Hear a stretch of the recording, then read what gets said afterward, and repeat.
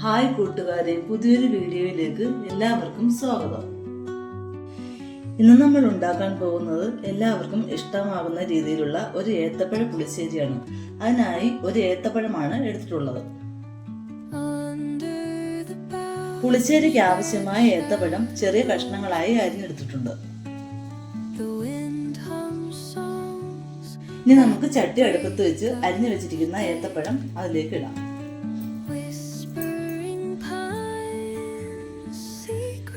ഇനി അതിലേക്ക് ആവശ്യത്തിന് വെള്ളം ഒഴിക്കാം.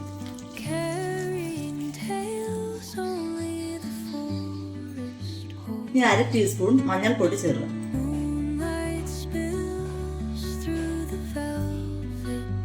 ഇനി 4 പച്ചമുളക് ചേർക്കാം. ഇനി ഏത്തപ്പഴം 5 മിനിറ്റ് വേവിക്കാൻ വെക്കാം. ഇനി പുളിശ്ശേരിക്ക് ആവശ്യമായ അരപ്പ് തയ്യാറാക്കാം. അതിനായി മിക്സിയുടെ ജാറിലേക്ക് 1 കപ്പ് തേങ്ങ ചിരവിയത് ഇടാം.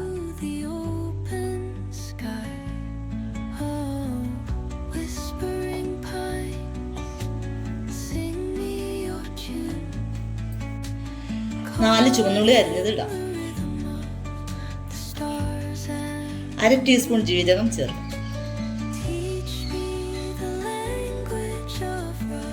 1/2 ടീസ്പൂൺ മഞ്ഞൾപ്പൊടി ചേർക്കാം. ഇനി പുളിശ്ശേരിക്ക് ആവശ്യമായ അരപ്പ് തയ്യാറാക്കി കൊണ്ടുവരാം.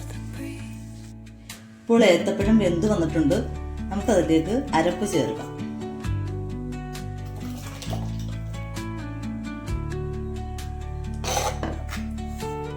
ഇനി ഇതിൻ്റെ ഒരു തിളപ്പ് വരുന്നത് വരെ നമുക്ക് ഗ്യാസിൻ്റെ തീയിൽ വെക്കാം. അരപ്പ് ഇപ്പോൾ ചെറിയ തിള വന്നിട്ടുണ്ട്. നമുക്ക് ഗ്യാസ് ഓഫ് ചെയ്തിട്ട് അതിലേക്ക് തൈര് ചേർക്കാം.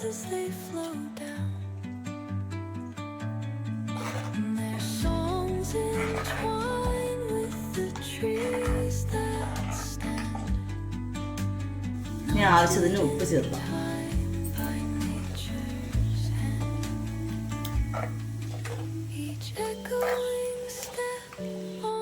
ഇനി പുളിശ്ശേരിക്ക് ടേസ്റ്റ് കൂടാൻ വേണ്ടിയിട്ട് 1/2 ടീസ്പൂൺ കായപ്പൊടിയും കൂടെ ചേർക്കാം.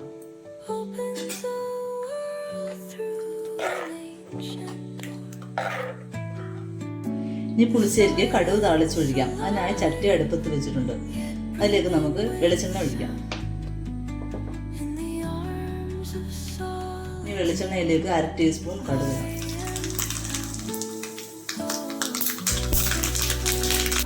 ഇനി ചുവന്നുള്ളി ഇടാം. പച്ചമുളക് 1/2 ടീസ്പൂൺ ഉലുവ ചേർക്കാം. കറിവേപ്പില ഇടാം.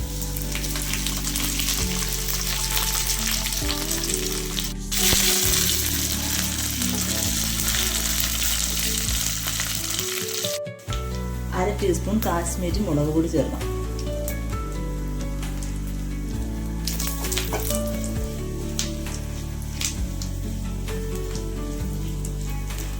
ഏത്തക്ക പുളിശ്ശേരിയിലേക്ക് കടുക് താളിച്ചൊഴിക്കും.